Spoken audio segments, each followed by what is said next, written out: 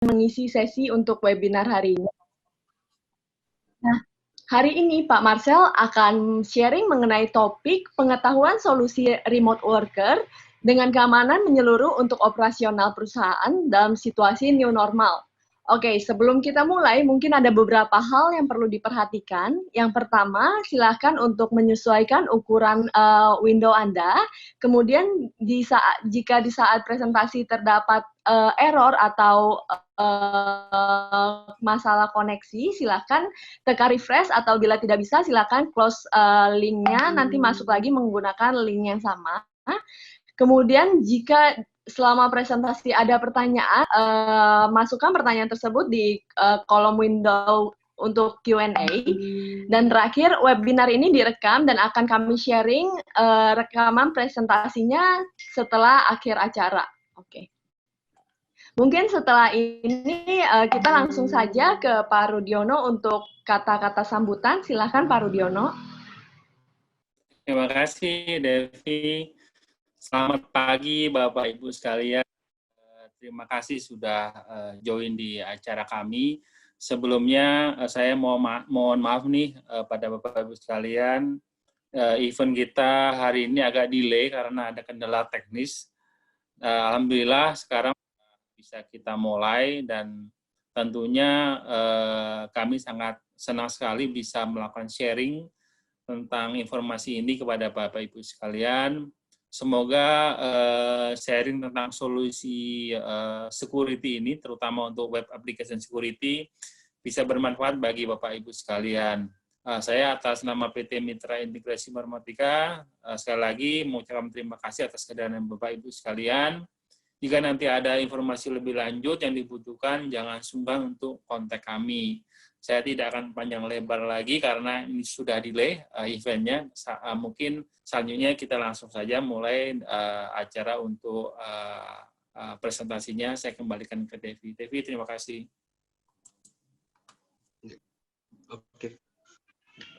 Oke, selamat pagi semuanya. Perkenalkan, nama saya Marcel, Solution Engineer dari FF Networks. Jadi hari ini saya akan membawakan topik untuk men-ensure business continuity di masa pandemi ini dengan solusi secure access.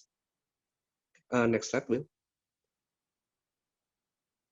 Oke, jadi mungkin ini background ya, sekilas apa yang terjadi di saat ini, di mana perkantoran, sekolah, dan kampus itu kurang lebih udah mungkin sekitar 7-8 bulan, itu kita dipaksa untuk melakukan kegiatan yang tadinya onsite bisa di kantor masing-masing, jadi harus dilakukan secara remote ya, baik di rumah atau di tempat tinggal kita yang lainnya. Gitu. Nah, ini menjadi concern untuk beberapa company. Jadi banyak saya lihat, terutama di customer saya juga yang mungkin tidak siap untuk kondisi seperti ini ya, di mana kalau kita mengallow karyawan kita untuk kerja secara remote, maka kita harus make sure beberapa hal. Jadi di sini sangat penting yang namanya business continuity planning. Jadi ide utama dari business continuity plan ini adalah untuk menyiapkan mitigasi atau kita bisa bilang recovery untuk menghadapi disaster yang bisa terjadi kapanpun dan dimanapun. Jadi objektif utama atau goal dari business continuity plan ini adalah untuk mengenable operasional kantoran kita, industri kita, agar tetap bisa berjalan secara lancar dan tetap produktif seperti sedia kala. Gitu. Next slide, Will. Ya, jadi mungkin ada beberapa yang harus disiapkan ya. Mungkin dari tempat Bapak Ibu sekalian udah menyiapkan hal ini. Mungkin ada juga yang lagi on progress dalam menyiapkan hal ini, atau mungkin yang lagi planning ya. Tapi mungkin di sini saya mau sharing beberapa pengalaman dari kami agar kita memastikan bahwa bisnis dan produktivitas kita itu berlangsung seperti sedia kala. Yang pertama adalah, at least dari perspektif teknologi, kita harus memastikan secara bandwidth network kita tuh cukup. Dan juga tentunya karena rata-rata dari kita bergantung terhadap aplikasi ya untuk operasionalnya. Maka tentunya user-user kita yang ada di rumah harus bisa mengakses aplikasi kita yang tadinya dari jaringan internal network di kantor dan menjadi bisa diakses over the network gitu, over the internet maksudnya. Jadi dalam hal ini kita harus memastikan solusi remote access, contohnya yang paling umum ini adalah VPN, apakah kapasitas VPN kita tuh cukup atau tidak gitu. Karena banyak di company-company, kalau misalnya udah purchase solusi VPN, biasanya tuh secara sizing, itu tuh nggak 1:1 ya. Artinya misalnya kalau di suatu company itu ada 1.000 karyawan, biasanya tuh kan solusi VPN itu hanya untuk yang mungkin remote working ya, dalam kondisi normal itu paling nggak sampai 30% dari kapasitas normalnya gitu. Tapi di zaman pandemi seperti ini, bisa dibilang kan 100% karyawan kita, user kita tuh kan akan menggunakan VPN untuk kegiatan sehari-hari. Makanya kapasitas VPN ini secara sizing itu harus dipastikan kembali. Nah, nanti kalau kita udah mengkonfirm dari teknologinya ya, dari sisi bandwidth, VPN capacity, equipment seperti misalnya mikrofon, atau misalnya webcam untuk meeting dan yang lain-lainnya. Nah, kita harus memperhatikan aspek dari security-nya ya. Maksudnya di zaman sekarang, kalau misalnya sehari-hari tadinya tuh dari user kita itu melakukan aktivitas di internal network, di mana internal network kita pasti udah dilengkapi berbagai macam security, seperti misalnya network firewall, atau misalnya anti-malware, data leak prevention, IPS, IDS, dan yang lain-lain. Nah, kalau misalnya kita membuka itu ke external network, tentunya pasti ada berbagai macam security yang harus kita perhatikan. Apakah solusi VPN yang kita punya itu secara protokol dan secara autentikasi otorisasinya itu udah sesuai standar security atau belum, dan hal-hal yang lain. Nah, nanti kalau kita udah menentukan dari aspek security, tentunya kita nggak lupa dari sisi human resource-nya. Artinya kita harus segera mentraining user-user kita bagaimana cara memakai tools yang kita sediakan, lalu bagaimana misalnya kalau ada security seperti multi-factor authentication, bagaimana cara preset up-nya, bagaimana cara menggunakannya, dan yang lain-lain. Dan terakhir, komunikasi ini sangat penting di masa pandemi ini, karena yang tadinya kita bertatap muka, ini jadi segala sesuatunya bakal over the phone ya, atau over the collaboration tools, maka sangat penting agar menjaga komunikasi dan kolaborasi menggunakan teknologi yang sekarang udah banyak disediakan di masa pandemi ini. Next slide, Will. Nah, jadi kondisi sekarang ini mengharuskan setiap company itu kan untuk menyediakan akses terhadap aplikasi internal dimanapun dan kapanpun gitu. Baik itu aplikasi, akses ke aplikasi di on-premise data center yang kita punya, atau mungkin Bapak Ibu udah mengadopsi public cloud ya. Jadi akses ke public cloud itu harus di make sure bahwa itu tetap tersedia kapanpun sehingga bisa dipakai oleh user-user kita dimanapun. Next slide, Will.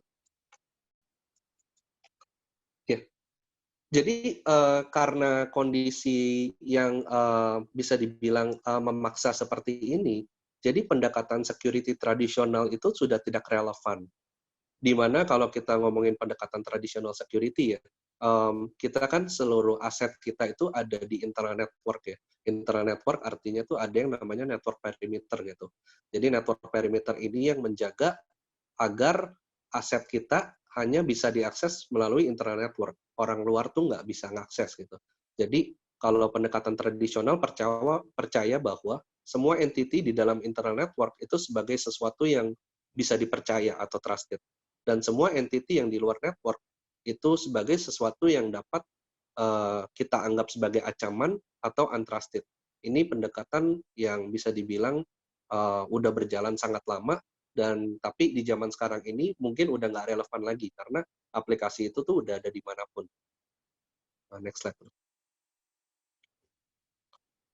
Nah, sebetulnya nggak kondisi ini tuh aplikasi yang dimanapun ini tuh bukan hanya karena pandemi ya, tapi sebenarnya karena sejak ada yang namanya mobile application dan public cloud dan mungkin solusi seperti SaaS ya, dan public cloud seperti AWS, Azure, Google, dan Ali. Nah, itu user itu kan jadi bisa akses aplikasi ini dimanapun ya, over the internet, nggak perlu di kantor kita gitu. Nah, tapi dipaksa dengan kondisi pandemi seperti ini, jadi on-premise dan custom apps yang tadinya hanya bisa diakses di internet network, seperti misalnya contohnya kayak SAP atau Oracle, atau mungkin custom application pakai PHP dan Java. Nah, ini semakin memaksa kita untuk harus memake sure bahwa aplikasi ini tuh harus bisa diakses dimanapun, dan yang paling penting tuh harus bisa di make sure ini bisa diakses secara secure gitu, baik dari sisi aplikasinya dan cara orang itu mengakses aplikasi tersebut. Next slide. Nah, jadi ini beberapa ancaman terhadap aplikasi yang mungkin dulu udah kejadian juga, tapi kalau saya lihat di masa pandemi ini justru tuh semakin banyak sih, dan jadi semakin menjadi ancaman yang semakin besar gitu di masa-masa sekarang. Yang pertama adalah unauthorized access. Unauthorized access artinya jadi dari company-company memang sudah sadar akan pentingnya remote access terhadap aplikasi-aplikasi yang ada di internal network perimeter dia. Nah, tapi kadang masih banyak yang nggak aware untuk security-nya. Jadi, hal ini dimanfaatkan oleh hacker untuk mencoba akses aplikasi-aplikasi yang menjadi targetnya, dan once dia bisa masuk ke aplikasi tersebut, dia bisa melakukan transaksi untuk kepentingan dirinya sendiri, bisa dibilang seperti itu. Yang tadinya kalau misalnya sebelum masa pandemi ini, dia harus susah payah masuk ke internet network yang ada di jaringan internal targetnya, tapi karena sekarang ini udah diekspos melalui internet, dia udah nggak perlu susah-susah lagi cari jalan untuk masuk ke internet networknya. Yang harus dia cari tahu adalah kredensial yang dipakai oleh user-usernya, dan dia bakal mencoba, bisa dibilang mencuri kredensial-kredensial tersebut agar dia bisa masuk on behalf of korbannya, dan dia bisa melakukan transaksi yang mungkin bukan yang mungkin sih, pasti merugikan targetnya atau korbannya tersebut. Next slide. Nah, jadi ini ada semacam survei ya, bisa dibilang.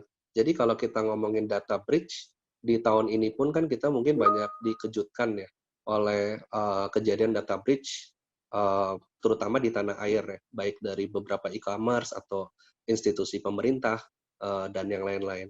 Nah, ini kalau kita lihat ngomongin data breach, biasanya kalau di benak kita itu rata-rata kita pasti mikirnya kan, oh ini problem dari aplikasinya gitu. Mungkin web application yang ini vulnerable untuk attack kayak mungkin SQL injection atau cross-site scripting atau yang lain-lain. Tapi sebenarnya menurut survei ini, data breach itu nggak cuma dari application vulnerability, tapi sebagian besar ini disebabkan oleh access related breach. Access related breach ini artinya kita punya suatu aset atau aplikasi atau mungkin database, dan secara akses itu tidak di-maintain dengan baik. Jadi artinya bisa saja itu emang datanya tidak di-secure dengan baik, atau mungkin udah di-secure tapi nggak mengikuti standar best practice dari access management. Next slide. Nah, jadi karena perimeter network ini udah nggak relevan di zaman sekarang, dan ancaman-ancaman terhadap application dan data ini semakin banyak, jadi zaman dulu kalau kita ada istilah namanya kita trust, tapi kita verified gitu. Artinya kita percaya, tapi kita tetap minta verifikasi, contohnya kayak username, password gitu. Nah, tapi di zaman sekarang itu mungkin bisa dibilang nggak cukup ya. Jadi di zaman sekarang ini ada prinsip security yang banyak diikuti oleh banyak perusahaan dan banyak vendor security yang bernama Zero Trust, atau mungkin lebih tepatnya Zero Trust Application Access. Nah, dari Zero Trust ini ada 3 prinsip utama yang harus dijalani dan diikuti tanpa terkecuali. Yang pertama itu adalah never trust.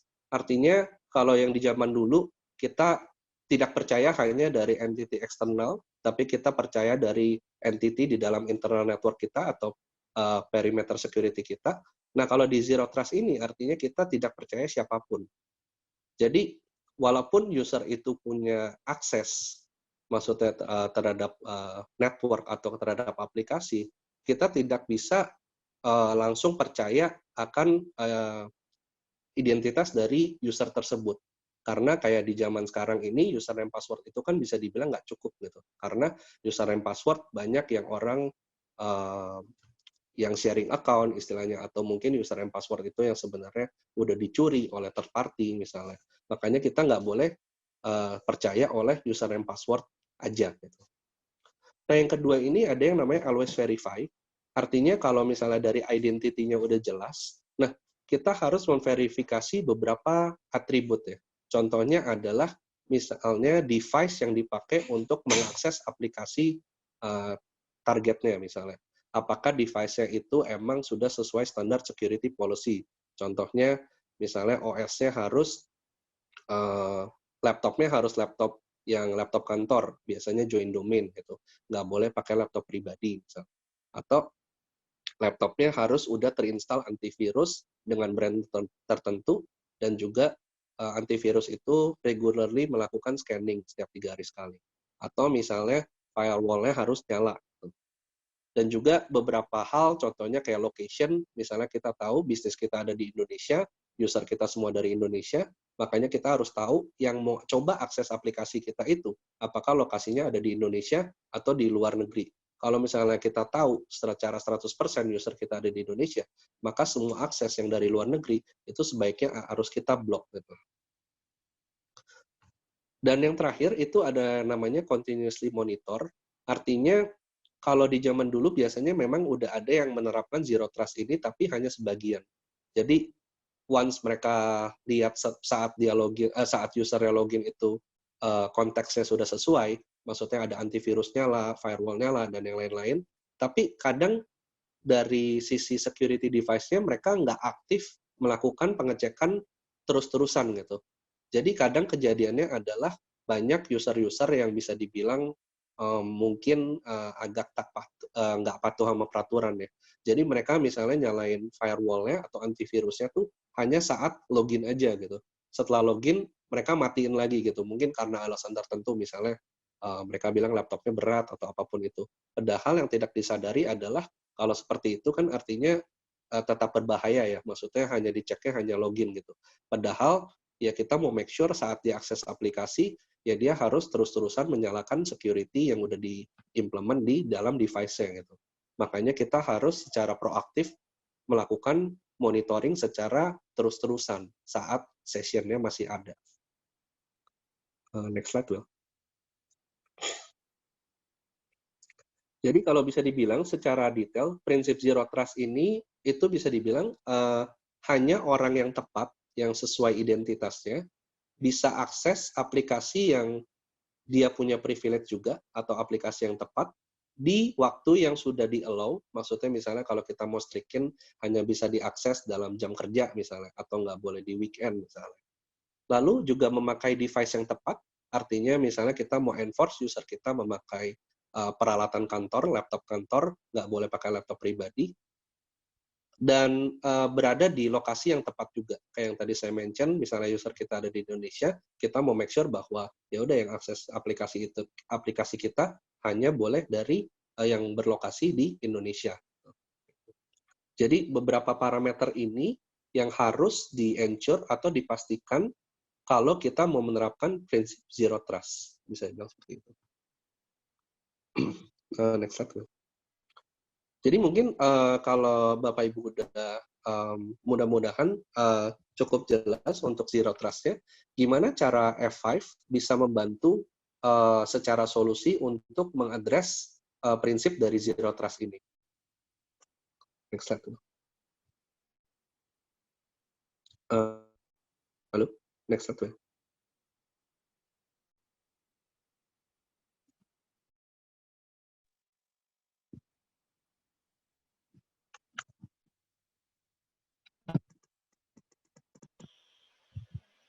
Halo Sel, udah berubah kan slide-nya?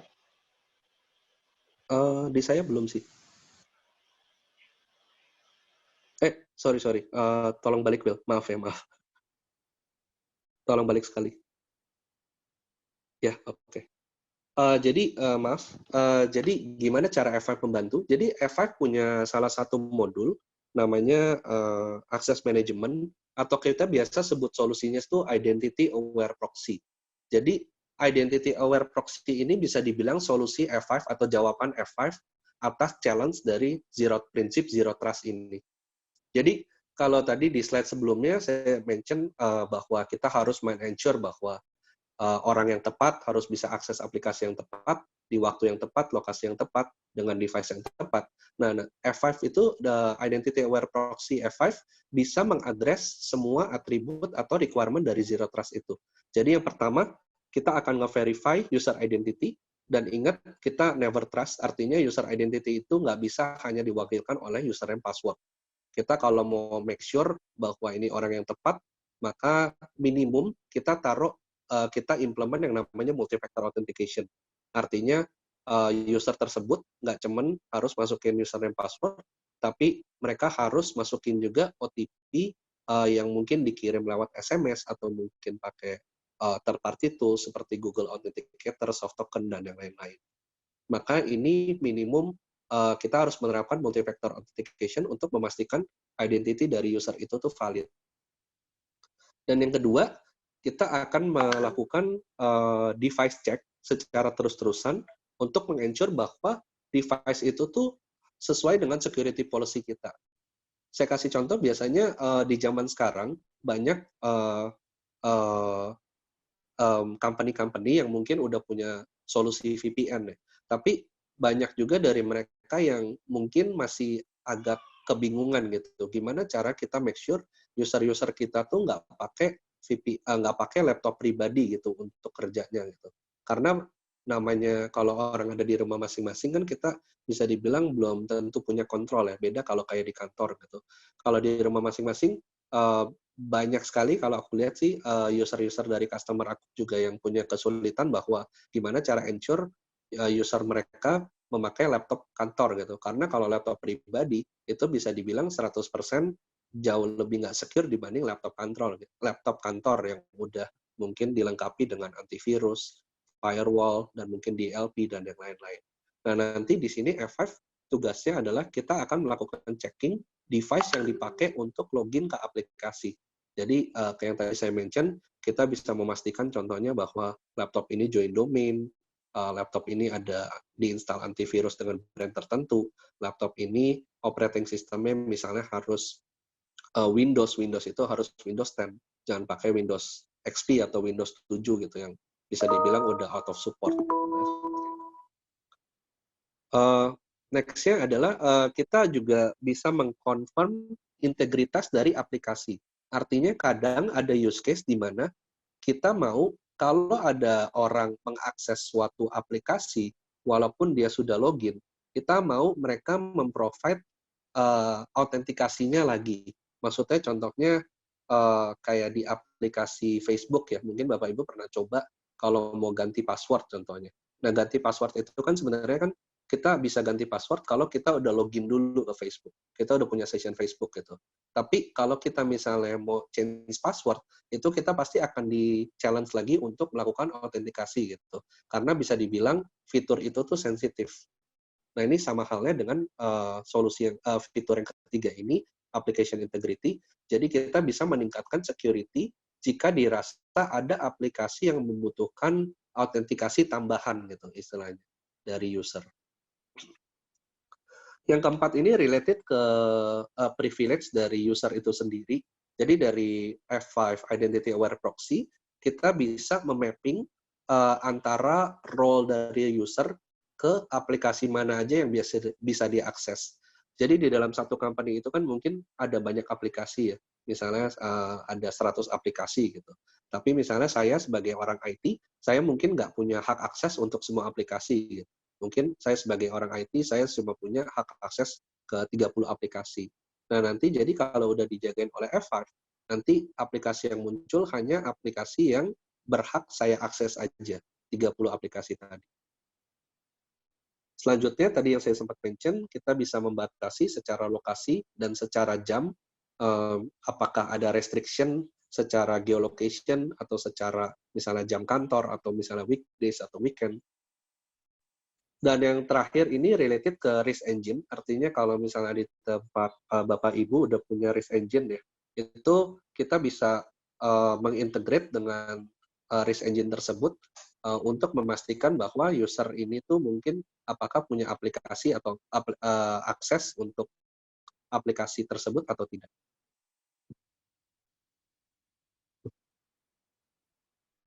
Oke, jadi mungkin ini contoh ilustrasi dari Zero Trust with F5 ya. Jadi ini contohnya ada 2 orang, yang pertama ini lokasinya di Indonesia, yang satu lagi ini ada di luar negeri, dalam hal ini misalnya di Perancis ya. Jadi misalnya 2 orang ini tuh mempunyai username password yang sama. Jadi kalau yang user akses dari Indonesia, itu maka dari F5 akan mengecek beberapa hal, kayak user ID, OTP, location, dari device health-nya, dan apakah yang request ini tuh dari orang beneran atau mungkin dari bot ya istilahnya. Nah nanti once ini udah divalidasi, sorry tolong diklik. Nah nanti setelah divalidasi, kalau validasinya semua lewat dan sesuai dengan requirement-nya F5, maka nanti orang tersebut akan mempunyai akses ke aplikasi, baik itu di on-prem atau di public cloud. Sorry, boleh klik lagi. Nah, sebaliknya misalnya ada orang yang akses dari Perancis walaupun dia memakai user ID dan password yang sama ya. Tapi misalnya di sini F5 membuat suatu policy bahwa yang bisa akses aplikasi itu hanya dari negara Indonesia misalnya. Maka dia akan nggak verified di bagian location-nya. Contohnya seperti itu. Akhirnya nanti ujung-ujungnya F5 nggak bakal kasih akses orang tersebut ke aplikasi yang dia mau, walaupun username dan password-nya itu valid.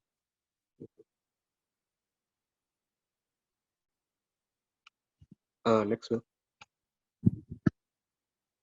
Ya, jadi ini arsitektur high level topologi ya, dari F5 Identity Aware Proxy.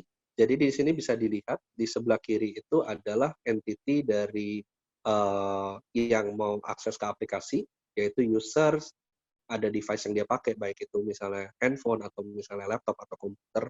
Nanti kita akan melakukan validasi baik dari sisi identitas, atau kita lihat yang namanya poster check atau device health istilahnya. Nah nanti setelah F5 melakukan validasi ke hal-hal tersebut, once emang itu udah verified dan emang user itu mempunyai privilege, maka F5 akan meneruskan request akses tersebut ke aplikasi, baik itu di on-premise atau di public cloud. Sebagai info, F5 itu udah kerjasama dengan beberapa public cloud yang banyak digunakan ya, seperti AWS, Azure, Google, dan Ali. Jadi nanti F5 bisa diimplement di masing-masing cloud untuk menjaga secure access aplikasi-aplikasi Bapak Ibu yang ada di public cloud. Seperti itu. Next. Nah, jadi untuk Identity Aware Proxy ini, kita bisa ada beberapa tipe deployment. Yang pertama itu SSL VPN, tapi mungkin ini berbeda dengan VPN biasa ya, karena secara protokol ini SSL, artinya udah secure. Dan basically secara penempatan itu sekali lagi bisa ditempatkan di on-premise data center atau di public cloud, dan ini kita akan menyediakan tunneling atau secure access, baik aplikasi itu ada di on-prem atau di public cloud, ataupun aplikasi itu yang sifatnya SaaS gitu. Next.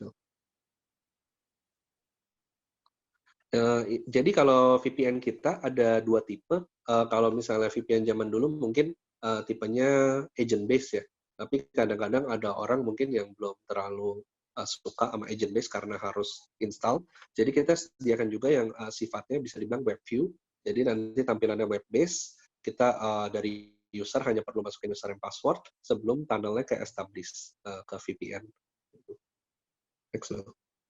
Tapi misalnya dari Bapak Ibu masih prefer agent base, kita juga tetap sediain yang agent base. Jadi agent base ini ada macam-macam.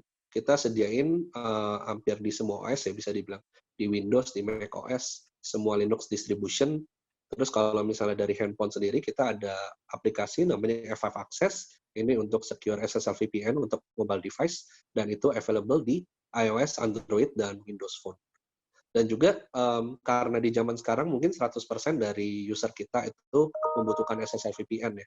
Makanya untuk menjaga bandwidth, biasanya best practice-nya kita terapin yang namanya split tunnel ya. Split tunnel artinya hanya traffic-traffic yang kita define yang harus lewat ke tunnel VPN gitu. Karena kalau kita nggak pasang split tunnel, ini kejadiannya adalah bandwidth kita tuh akan termakan karena namanya user di rumah, mungkin mereka juga melakukan kegiatan pribadinya berbarengan dengan kerja ya.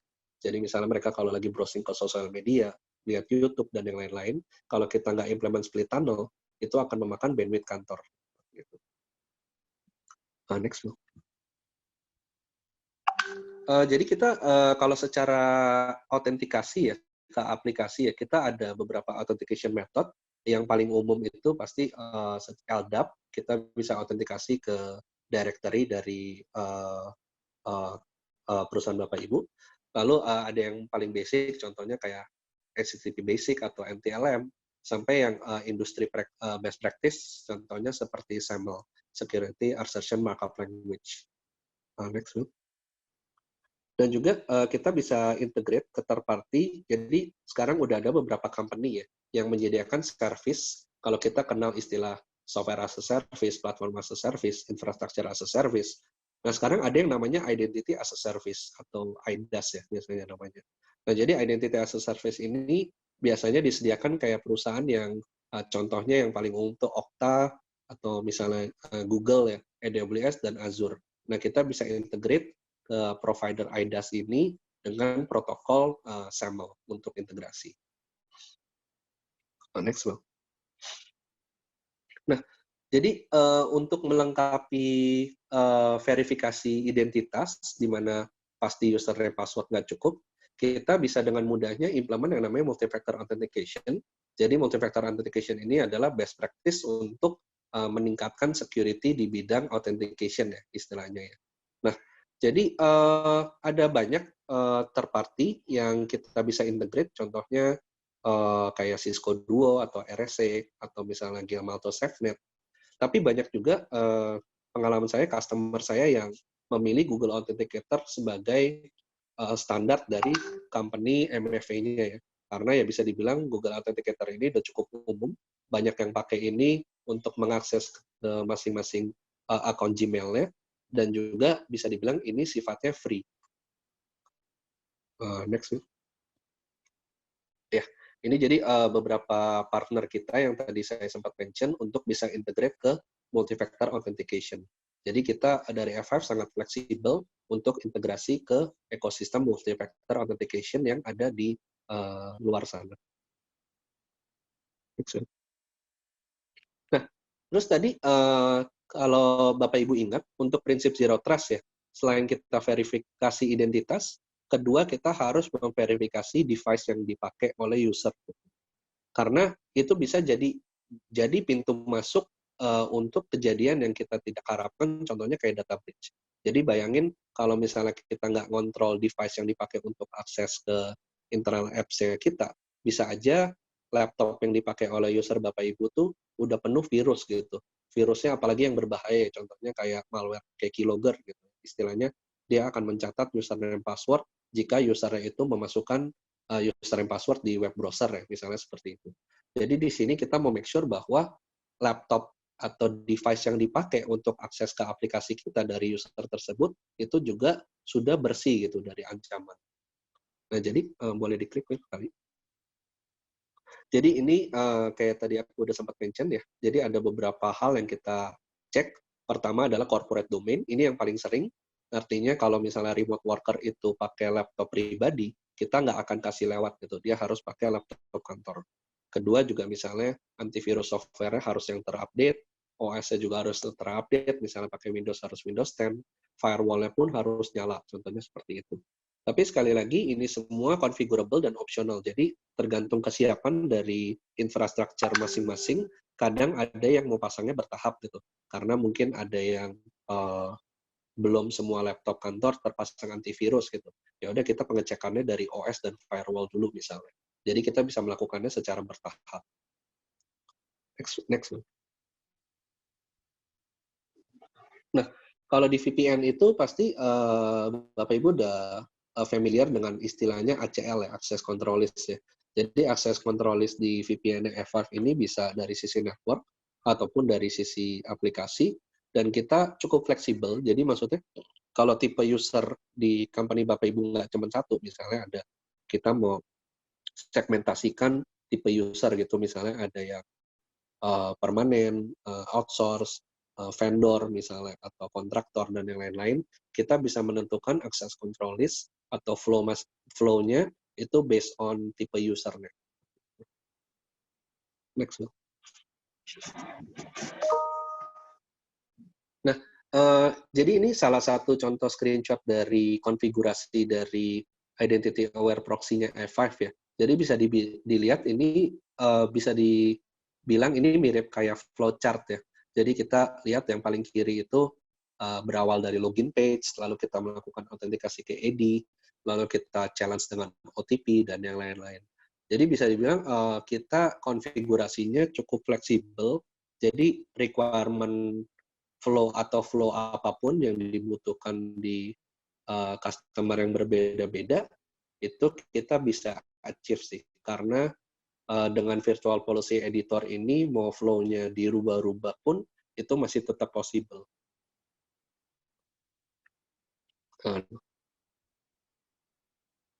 Next. Ya. Nah, jadi kalau tadi kita udah ngomongin deployment untuk VPN, nah ini ada deployment kedua, ini untuk Web Access Management. Jadi kalau VPN itu kan kita bisa dibilang dari sisi network ya, istilahnya kita menerapkan kayak tunneling dari sisi klien ke internet network kita. Tapi ada pilihan kedua juga, kalau misalnya kita mau nggak mengandalkan network, yaitu dengan melakukan namanya Web Application Proxy gitu. Jadi ini sebenarnya prinsip utama dari Identity Aware Proxy ini adalah deployment yang kedua, yaitu Web Application Proxy. Jadi kita nggak membatasi dari sisi network, tapi kita harus membatasi dari kontekstual dari usernya dan device-nya gitu istilahnya. Nah, jadi di sini boleh diklik tuh. Di sini kita biasanya tipe deployment-nya itu adalah single sign-on. Boleh diklik tuh, sorry. Jadi ini ada biasanya kalau ngomongin single sign-on itu kan artinya di aplikasi di tempat Bapak Ibu kan ada banyak ya. Nah, nanti kita bisa consolidate login page itu jadi satu. Sorry, boleh diklik lagi. 2 kali. Ya, jadi dari login page yang banyak ini, kita akan konsolidasi jadi satu. Diklik lagi, sorry. Ya, tampilannya nanti akan seperti ini. Tampilannya juga pasti bisa di-customize ya, sesuai dengan requirement. Jadi nanti di sini kita akan cukup sekali challenge username password, dan pastinya kita akan men-challenge untuk OTP dan pengecekan device sama seperti yang tadi saya jelasin. Boleh diklik beberapa kali. Beberapa kali ya. Sekali lagi. Ya, nanti once kalau misalnya usernya itu udah melewati beberapa pengecekan security, dia akan di-redirect ke halaman landing page seperti ini. Jadi nanti di sini bisa dibilang ini kayak intranet portalnya Bapak Ibu. Nanti di sini ada link ke aplikasi-aplikasi yang udah diintegrate oleh F5. Nanti once user udah masuk ke landing page ini, mereka hanya perlu mengklik link-link aplikasi di landing page ini, dan mereka tidak akan di-challenge lagi untuk username password, karena bisa dibilang tugas itu udah dibebankan ke F5. Jadi F5 tugasnya di sini men-challenge, memverify identity dan device-nya user on behalf dari aplikasi-aplikasi yang udah diintegrate di belakangnya. Seperti itu. Ini bisa dibilang meningkatkan user experience dan productivity dan juga security.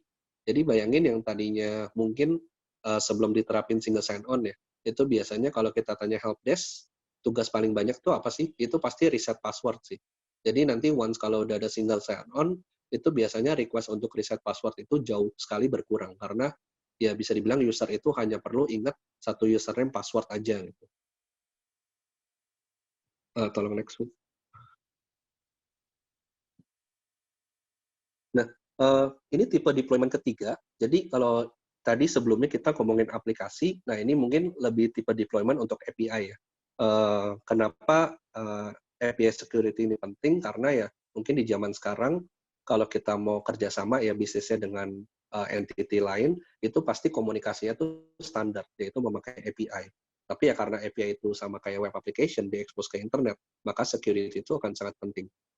Jadi mungkin ide dari API protection F5 ini kita memakai best protokol industri standar ya, namanya OAuth 2.0. Ini yang dipakai juga dari Google dan Facebook. Jadi idenya dari OAuth ini sebetulnya tuh simple. Jadi kita pengen username password yang dilempar over di internet itu tuh berkurang gitu. Jadi semakin berkurangnya kita lempar username password di network, itu pasti lebih bagus gitu secara security. Jadi di idenya OAuth ini adalah kita mereplace username password dengan token istilahnya.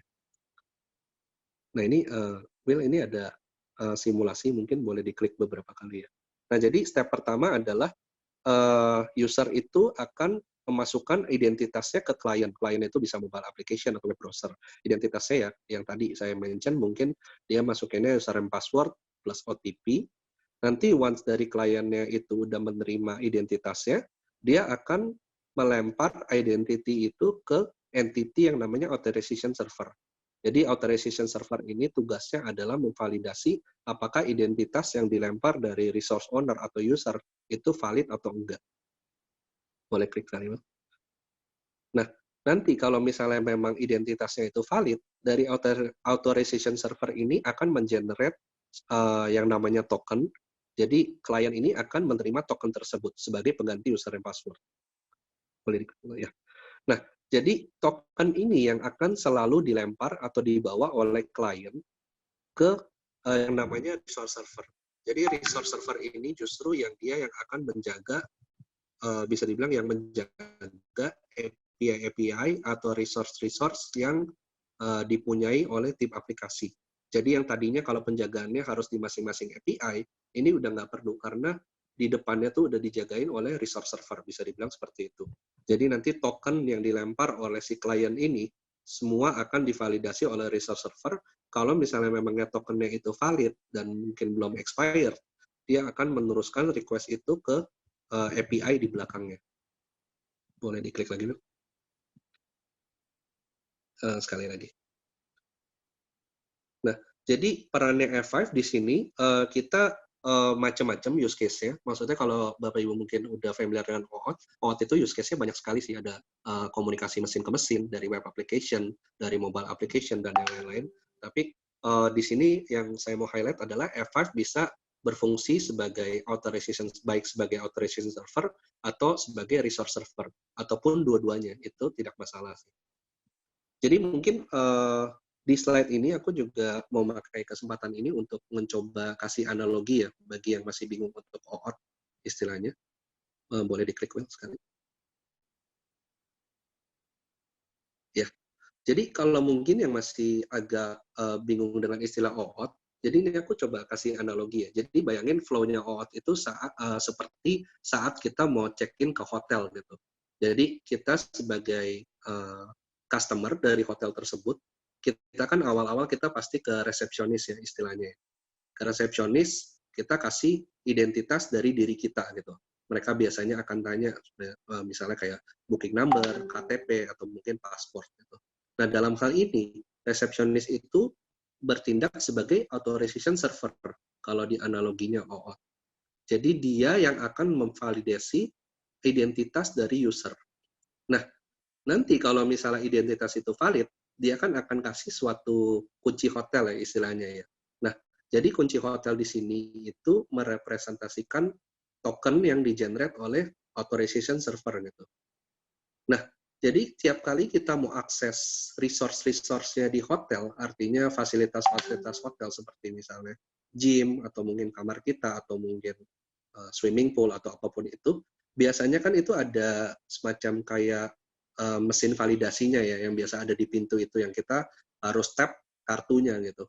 Nah, dalam hal ini, mesin untuk memvalidasi itu tuh bertindak sebagai resource server. Jadi setiap kali kita mau akses, kita harus men-tap kartu kita gitu. Sama halnya kayak OAuth, tiap kali di klien mau akses, dia harus lempar tokennya gitu. Baru jika divalidasi dengan baik, baru kita bisa menikmati fasilitasnya gitu, seperti kamarnya atau mungkin swimming pool-nya atau yang lain-lain. Seperti itu. Mudah-mudahan ini cukup clear ya untuk analogi OAuth. Next, Will. Mari. Ini mungkin langsung diklik aja. Ya. Jadi ini mungkin contoh report yang bisa di-gather oleh F5 ya, F5 Identity Aware Proxy. Jadi bisa dilihat di sini kita bisa dibilang grab macam-macam dari IP public, kita mapping dengan geolocation dari negara mana dia akses, lalu kita lihat dari username, password, OTP, kita lihat dari jamnya dan yang lain-lain. Boleh diklik.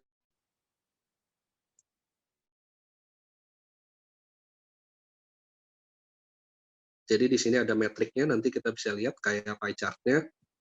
Jadi basically di sini dalam single dashboard kita bisa tahu orang mana yang akses aplikasi kita atau network dan mereka melakukannya itu dari lokasi mana dan jam berapa gitu. Nanti semua akan kelihatan di single dashboard ini. Boleh next, so. Sekali lagi. Ya. Jadi mungkin ini summary-nya ya dari Identity Aware Proxy. Jadi nama modulnya sebetulnya Access Policy Manager. Jadi Access Policy Manager ini mengenable Identity Aware Proxy untuk menjawab challenge dari Zero Trust. Jadi itu adalah beberapa fitur yang memang tadi saya sudah jelaskan. Kita memvalidasi dari sisi user identity, dari konteks akses itu dari device-nya, location-nya, jamnya, dan yang lain-lain. Dan kita harus melakukan pengecekannya itu secara terus-terusan, nggak cuma sekali. Kita bisa improve security dengan menambahkan multi-factor authentication atau step-up authentication. Dan ujung-ujungnya goal-nya adalah kita men-simplify user access dan admin access. Tapi simplify itu nggak berarti less security. Justru dengan ini kita men-simplify dan kita menambahkan dari sisi security. Next, Will. Sekali. Nah ini jadi mungkin slide saya yang terakhir ya. Jadi kalau misalnya tadi saya sudah menjelaskan Identity Aware Proxy, nah ini aku mau coba sharing tentang penempatan F5 itu bisa di mana aja sih, bisa dibilang. Boleh diklik berkali-kali. Jadi F5 itu kan kita startnya dari appliance ya, bisa dibilang. Jadi kita banyak diinstal di data center on-premise yang ada, tapi lambat laun karena ada public cloud dan private cloud, ya ada public cloud dan private cloud, F5 pun akhirnya membuat virtual edition dan kita ada juga cloud services sendiri. Jadi kita bisa dibilang udah multi cloud arsitektur ya. Kita bisa dideploy dimanapun, baik itu yang sifatnya appliance atau yang sifatnya virtual edition. Boleh diklik. Ya, dan juga kalau misalnya Bapak Ibu ada aplikasi SaaS ya, kayak misalnya Office 365, G Suite, Salesforce, dan yang lain-lain, kita bisa memanage akses dan kontrolnya, kayak yang tadi saya sempat jelasin, kita bisa enable single sign-on, kita bisa tambahin step-up authentication atau multi-factor authentication. Dan kalau misalnya pemakaian F5 di tempat Bapak Ibu itu udah cukup banyak, maka pasti kita nggak mau ribet ya, kita mau melihat itu semua dalam satu UI. Jadi kita ada solusi juga untuk men-centralize kontrol dan analytics ya, yang bernama BigIQ. Jadi semua instance F5 dimanapun itu berada bisa decentralize di solusi centralized monitoring ini.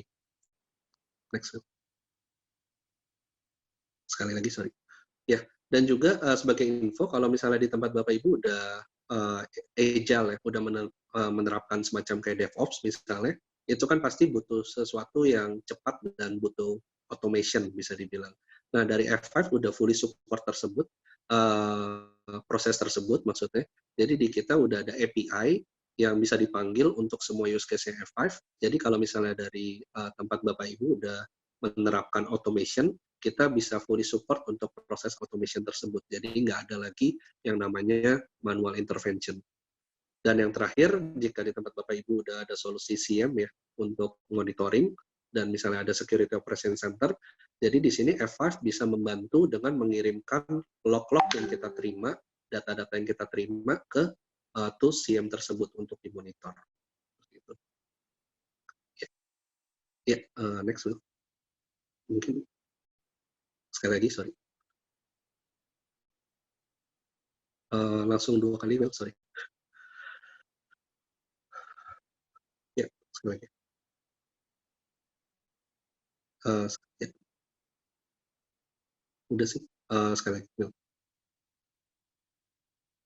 Ya, mungkin sekian presentasi dari saya ya. Mohon maaf karena ada kendala teknikal, tapi mudah-mudahan sharing yang saya lakukan hari ini bermanfaat untuk Bapak Ibu. Terima kasih, tetap stay safe ya semuanya. Thank you. Halo, Over Pak to you, Marcel. Devi. Oke, terima kasih Pak Marcel atas wawasannya. Sekarang kita langsung lanjut ke sesi Q&A. Saya akan membacakan pertanyaan yang ada di kolom Q&A ya. Pertanyaan pertama dari Pak Joshua. Pak, kalau F5 client for end users, apakah satu bundling dengan VPN client-nya kondisi WFH yang lama sekali? Silakan Pak Marcel.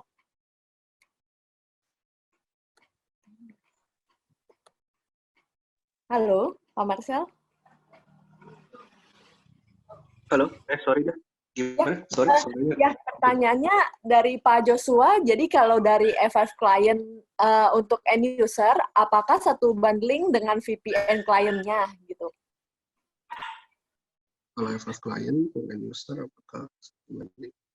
Oh iya, betul. Jadi semua solusi yang tadi saya coba informasikan ya. Jadi sebetulnya nama modulnya F5 itu F5 Access Policy Manager, di mana sebenarnya F5 Access Policy Manager ini solusi yang umumnya itu kan Identity Aware Proxy ya.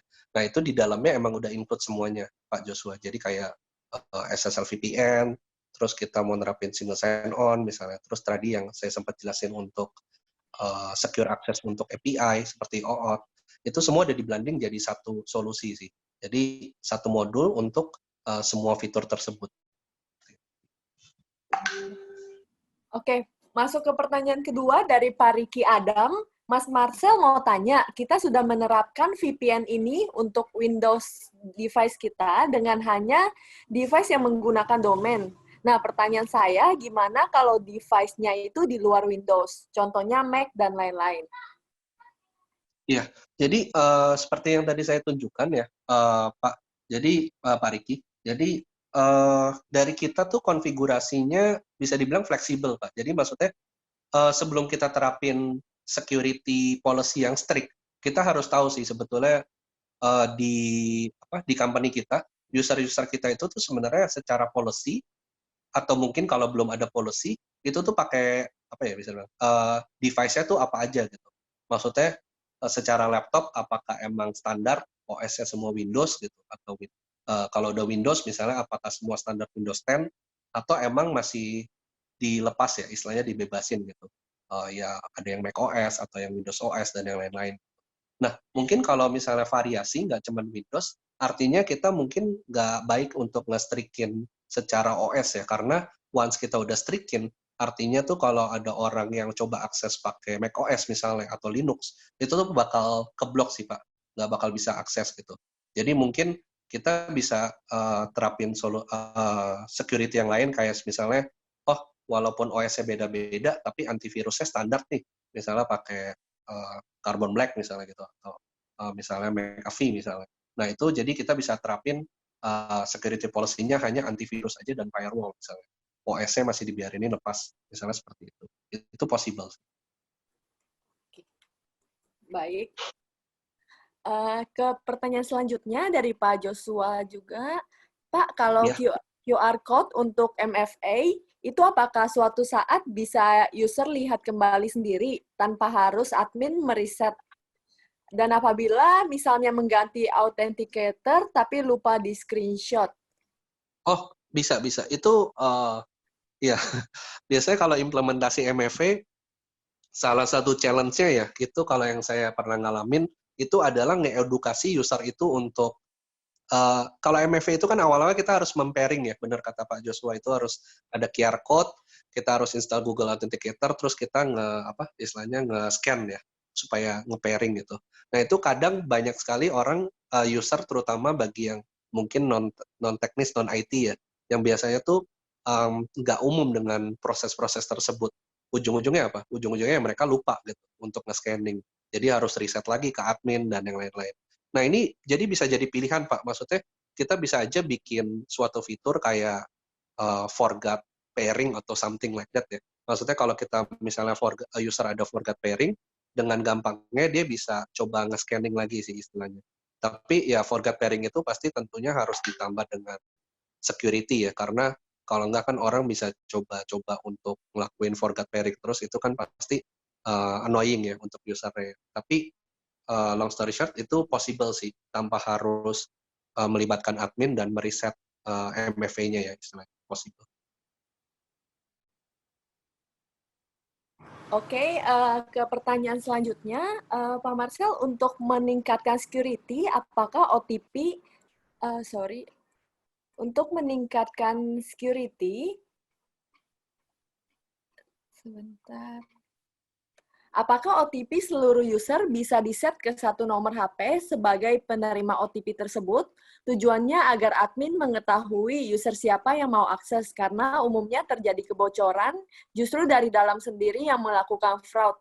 Jika bisa, apakah ada kode atau tanda OTP tersebut untuk user yang mana yang request? Oh, iya.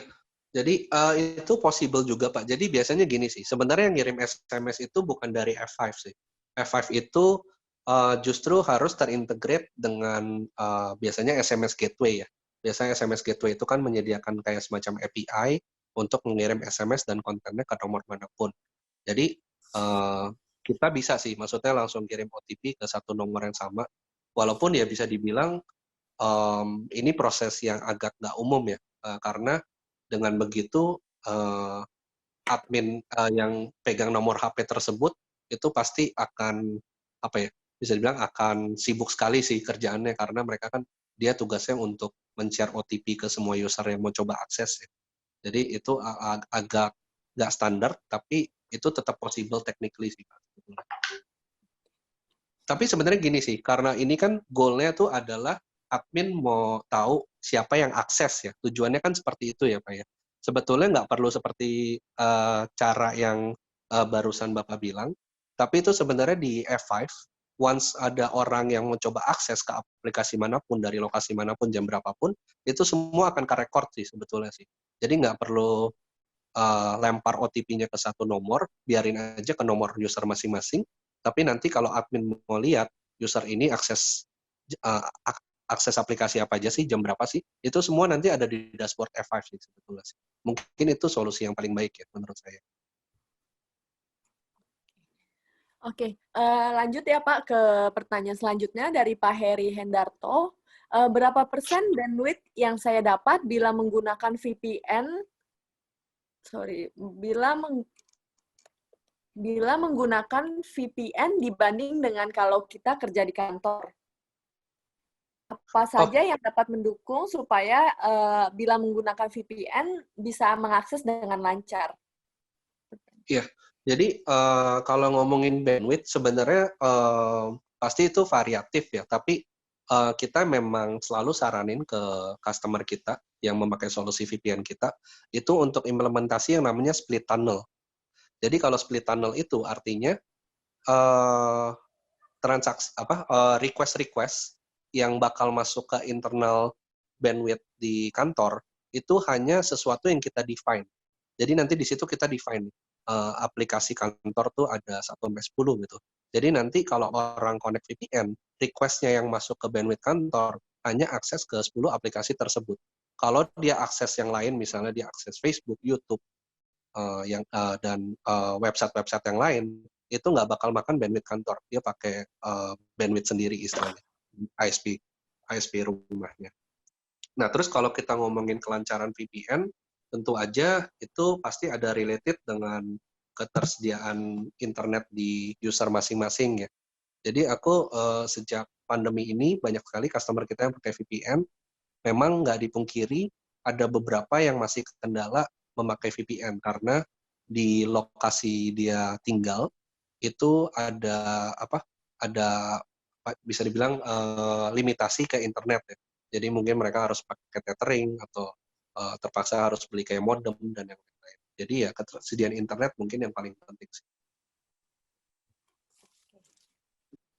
Oke, pertanyaan selanjutnya dari Pak Antoni dan Bu Fani sama, untuk hitungan license-nya per user atau gimana, Pak? Oke, ini pertanyaan bagus. Jadi kalau kita hitungannya nggak per user sih, karena gimana ya, kalau misalnya per user itu kan mungkin agak nggak fair ya, karena bisa aja user kita banyak, tapi mungkin banyak yang nggak aktif lah, bisa dibilang kayak gitu. Kan nggak adil kalau misalnya customer bayar untuk user yang nggak aktif. Nah, kita ngelihatnya dari concurrent user sih. Concurrent user tuh artinya ya bisa dibilang semacam kayak sesuai pemakaian ya Pak ya. Concurrent user tuh artinya ya user yang memakai session VPN ini secara bersamaan, seperti itu. Oke, pertanyaan selanjutnya, F5 Big IQ bisa menggunakan VM atau appliance sendiri? Kalau Big IQ sifatnya software ya. Jadi itu nanti kita bakal taruh virtual edition kita ke masing-masing hypervisor dari yang customer punya, seperti itu. Oke, baik. Untuk semua pertanyaannya sudah dijawab ya? Devi? Ya. Devi, ada beberapa pertanyaan di chat box. Saya coba bacakan ya. Baik Pak, makasih Pak. Ya, untuk pertanyaan pertama dari Pak Andreas Suseno, apa perbedaan FF APM dan ASM? Untuk APM, deploy-nya di VI atau bisa di box atau hardware? Oke, thank you Pak pertanyaannya. Jadi Pak Andreas, jadi kalau APM itu mungkin yang fitur-fiturnya semua yang saya barusan present ya Pak ya.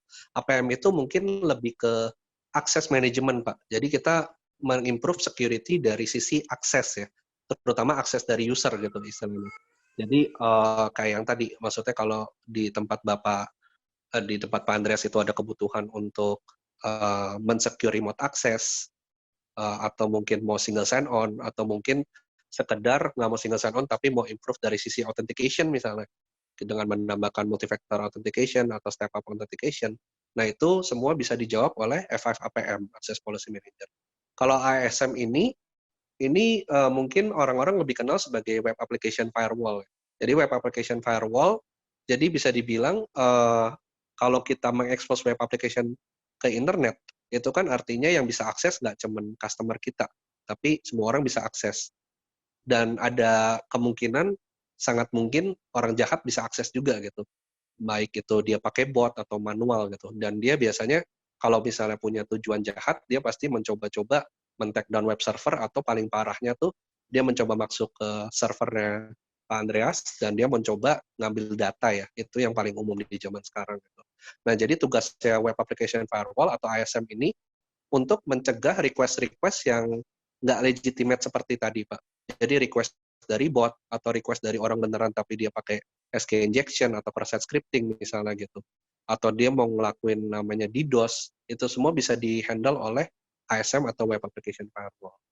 Dan kalau APM sendiri, ini deployment-nya, kalau semua modul F5 itu, kecuali yang Big IQ, itu kita punya option, Pak. Baik itu di-deploy sebagai virtual edition, atau hardware, appliance, itu nggak masalah. Tergantung requirement.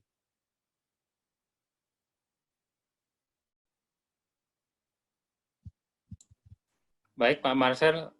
Berikutnya adalah pertanyaan dari Pak Timotius. Ini mungkin agak topiknya agak berbeda ya.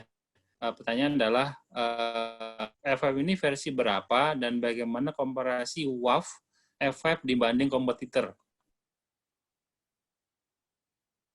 Versi berapa ya? Tipe apa mungkin kayak yang dimaksud Pak Timotius mungkin? Ya mungkin kalau F5 itu kan sebetulnya modular ya, Pak Timotius ya. Jadi kalau yang saya barusan presentasi ini tuh modul yang access management. Kalau yang WAF itu lebih ke advanced WAF kalau di modulnya kita atau ASM gitu. Kalau untuk versi mungkin saya masih agak kurang jelas, tapi mungkin kalau ngomongin versi OS sekarang yang terbaru sih versi 16 ya. Kalau misalnya di tempat Pak Timotius sudah ada F5, mungkin bisa di cross check juga dengan versionnya ya. Nah, terus kalau komparasi F5 dibanding kompetitor, itu bisa dibilang kita juga leader, Pak, di solusi load balancer dan web application firewall-nya. Jadi, mungkin kalau ngomongin fitur itu pasti ada plus minusnya ya, tapi rata-rata kalau di Indonesia, kita dibanding kompetitor sih bisa dibilang cukup dominan. Maksudnya kita juga banyak dipakai di multi-industry, telco, banking, e-commerce dan yang lain-lain itu ada pakai WAF-nya F5 sih sebetulnya. Karena WAF-nya F5 itu bisa dibilang cukup unggul dibanding kompetitor karena kita ada beberapa proprietary fitur ya. Contohnya kayak yang bot, cara kita nge-handle bot, terus kita ada fitur yang namanya application layer encryption, yang itu mungkin sebenarnya nggak ada di kompetitor sih. Dan WAF kita biasanya pembedanya tuh karena kita ada perlindungan dari sisi API dan mobile apps. Sedangkan web application firewall yang lain itu fokusnya biasanya lebih ke web application sih. Nggak ada yang di mobile apps dan API. Oke, Pak Marcel, sekaligus ada related dengan WAF ini, Pak. Di chatbox juga ada pertanyaan, apakah bedanya WAF dengan AWAF, Pak? Oh, oke. Jadi kalau modul WAF F5 zaman dulu itu emang namanya ASM, Application Security Manager, dan yang baru ini itu adalah namanya Advanced WAF. Jadi ada beberapa perbedaan sih kalau secara fitur. Pertama yang tadi saya sempat mention mungkin di AWAF ini ada yang namanya Application Layer Encryption. Application Layer Encryption ini tujuannya untuk men-encrypt semua data sensitif yang dilempar yang ada di halaman front end client. Jadi contohnya ya, misalnya di tempat Bapak ada login page gitu. Login page kan mungkin salah satu yang sensitif ya, username password-nya. Emang banyak website yang udah pakai HTTPS gitu. Tapi ingat, HTTPS itu hanya bekerja saat klien itu udah mensubmit dan datanya tuh udah dilempar melalui network gitu, melalui internet. Baru datanya terencrypt. Tapi gimana cara mencegah sesuatu malware kayak keylogger gitu. Kalau keylogger itu, dia tuh akan mencatat saat kita kan ngetik ya, saat kita ketik huruf misalnya username, saya ketik M, saya ketik A, saya ketik R, itu tuh dia langsung mencatat. Jadi SSL di sini nggak berfungsi untuk melindungi itu gitu. Nah, application layer encryption itu tujuannya justru untuk mencegah hal-hal tersebut. Dia akan men-encrypt semua data yang di-input oleh customer secara real time gitu, di front end-nya. Seperti itu. Terus juga di Advanced WAF itu ada fitur namanya anti-DDoS untuk application layer ya, behavioral DDoS ya. Jadi kalau kita ngomongin DDoS di zaman dulu itu kan mungkin di pikiran kita tuh attack-nya level network ya. Artinya dari attacker harus mengenerate paket sampai jutaan paket untuk men-take down web server atau menghabisi bandwidth dari targetnya gitu. Nah, tapi di zaman sekarang ada juga yang namanya application layer DDoS. Application layer DDoS ini agak berbeda. Dia kirim paketnya tuh mungkin hanya perlu 10 paket atau 20 paket untuk men-take down web server. Nah, dari F5 kita bisa mencegah attack-attack semacam tersebut. Jadi, ya itu fitur yang ada di Advanced WAF. Mungkin yang salah satu yang utamanya ya, bisa dibilang.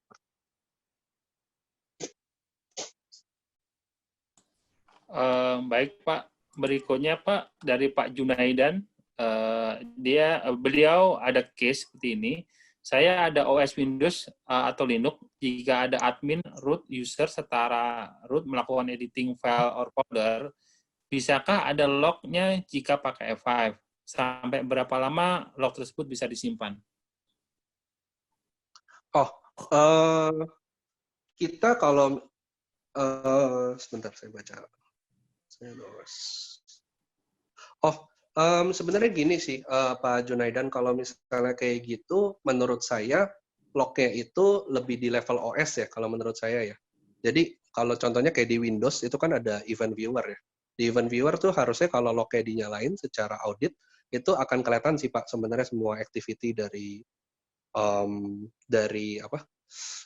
admin tersebut. Kalau dari F5 sebenarnya dari solusi Access Policy Manager kita nggak nge-lock sampai activity-nya ya. Tapi yang bisa kita lakukan tuh adalah kita ada namanya privilege access management ya. Jadi privilege access management tuh artinya kita men-secure akses untuk user-user yang mempunyai privilege kayak admin atau root gitu. Jadi artinya sangat nggak bagus kalau admin nama root ini tuh ada yang tahu passwordnya Pak. Itu nggak safe sih sebetulnya. Jadi tujuan dari privilege access management ini adalah semua orang tuh nggak bakal tahu password dari admin atau root. Nah nanti kalau ada yang orang mau akses ke OS tersebut sebagai privilege user, dia harus request dulu ke F5 gitu. Baru nanti dia dapat sesinya secara otomatis tanpa dia tahu passwordnya. Nah itu mungkin salah satu solusi F5 yang bisa membantu problem dari Pak Junaidan. Tapi kalau misalnya memang mau mengetahui activity dari OS, itu mungkin kalau Windows bisa cek event viewer, kalau dari Linux bisa lihat dari syslog ya biasanya.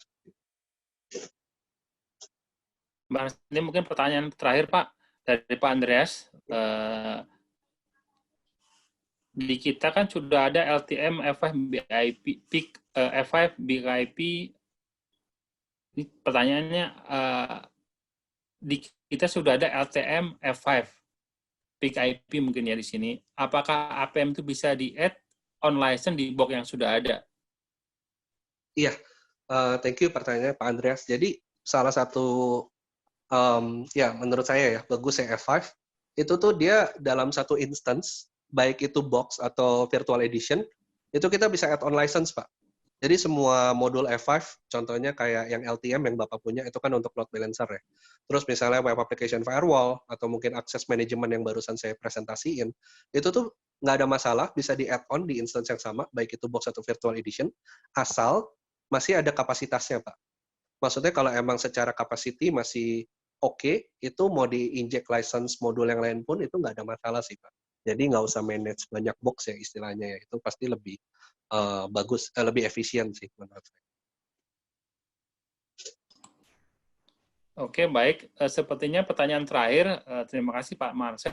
Mungkin kita kembali ke Devi. Silakan Devi. Oke, terima kasih Pak Marcel sama Pak Rudiono. Kita lanjut ke selanjutnya, kita mau mengingatkan untuk mengisi feedback form yang tadi sudah di-share di box chat.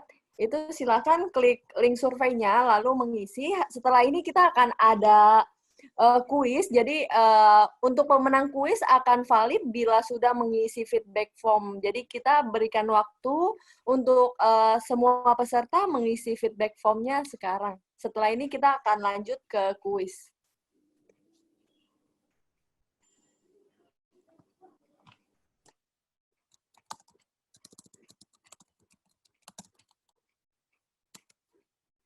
Untuk linknya ada di box chat ya, yang klik link survei itu.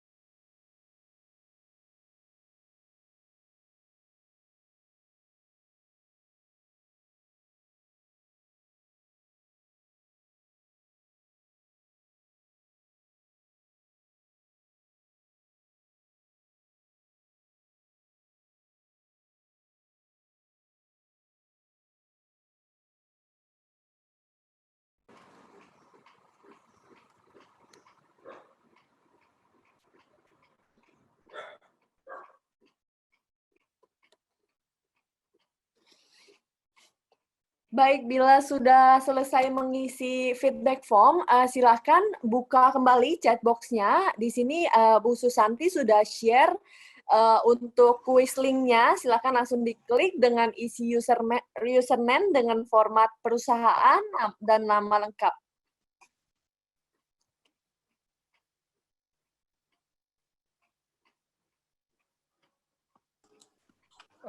Mungkin Pak Kiki bisa diulang, Pak. Masih hanya nama saja, belum ada nama perusahaannya atau inisial perusahaannya.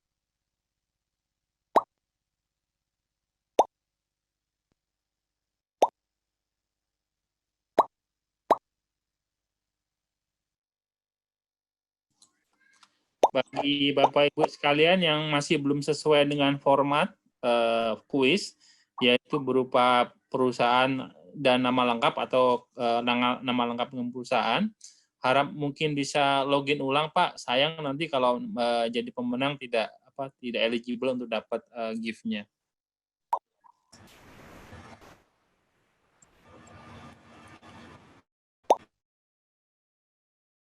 Cuma lupa di-unmute. Jadi untuk Bapak Ibu boleh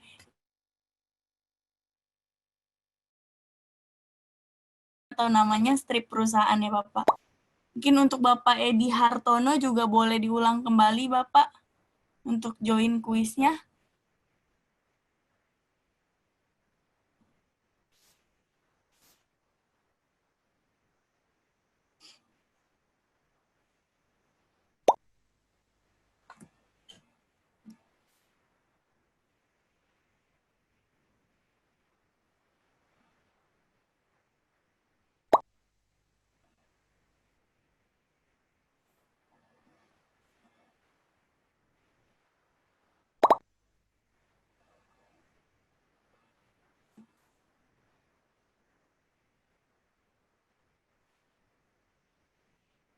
Untuk saat ini sudah 54 peserta.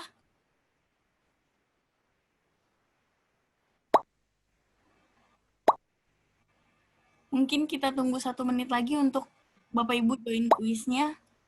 Nah.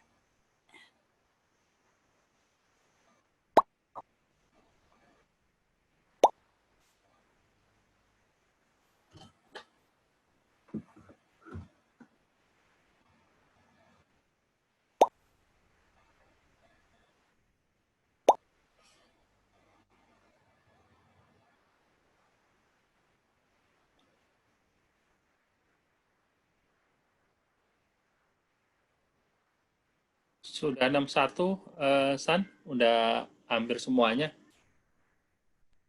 Ya, kita start dari sekarang. Ya. Untuk nanti kalau misalnya Bapak Ibu ingin join kuisnya, sekarang belum sempat join, bisa langsung diklik linknya aja sambil Bapak Ibu yang lainnya mengerjakan, tetap masih bisa untuk join kuisnya gitu ya. Oke, kita mulai dari sekarang, kita start. Oke.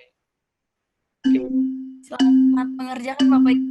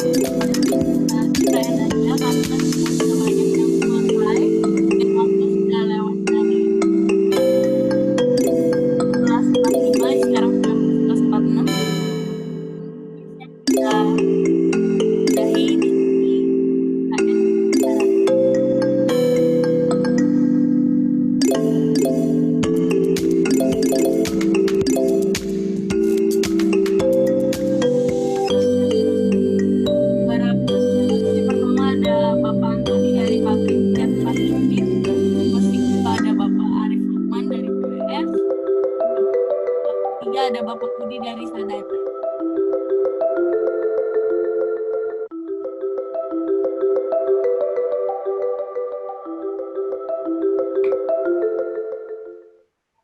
Oke, mungkin saya kembalikan ke Bapak Willy. Halo, terima kasih Susanti. Bagi Bapak Ibu yang pemenang kuisnya, harap menginformasikan email company-nya di chatbox. Devi ini winner-nya berapa, Dev, yang akan dapetin gift-nya? Oke, akan ada 3 orang pemenang tadi, juara 1, 2, dan 3. Nanti mohon untuk juara 1, 2, dan 3 Pabrik Cat, Pak Antoni dari Pabrik Cat Pasifik, kemudian Pak Arif Lukman, kemudian Pak Sadana Budi. Mohon untuk kirimkan emailnya, nanti hadiahnya akan kami kirimkan setelah selesai acara. Kemudian mau mengingatkan kembali untuk rekan-rekan yang belum mengisi feedback form, mohon dibantu untuk mengisi feedback form lagi. Untuk linknya ada di chat box yang sudah di-share oleh Bu Violen. Ya, bagi pemenang wajib mengisi, karena kalau tidak mengisi sesuai rule tadi, gift-nya akan di-cancel ya, sesuai rule yang tadi udah diinformasikan di awal.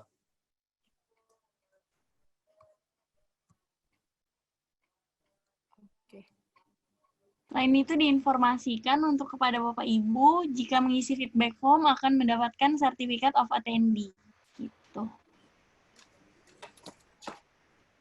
Buat Bapak Arif Lukman dan Pak Antoni harap menginformasikan email company-nya di chatbox.